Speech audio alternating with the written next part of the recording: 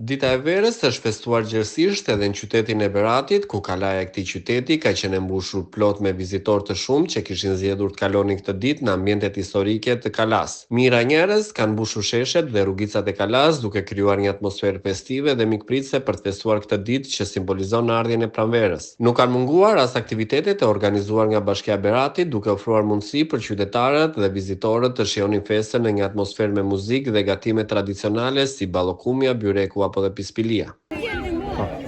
Jam Shqiponja Isko, gëzuar ditën e verës, një verë e mbarë qoftë.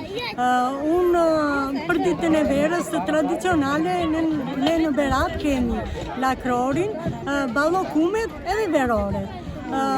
Ne falenderojmë shumë kryetarin e bashkisë të vjetrin Ervin Demon, edhe të riun që ka ardhur tani, Ervinin, edhe ai që organizuar këtë panajir këtu në Kala, me këngëtar, me këngëtar. Gëzuar shqiptarëve kudo që janë, gëzuar ditën e verës dhe një verë e mbarë qoftë. Jam punëtore në turën Akademiu, ne përfaqësojmë gatimet tradicionale të qytetit të Beratit. Kemi ardhur, faleminderit që na bën pjesë të kësaj feste. Kemi zgjedhur ushqime të tjera. Faleminderit.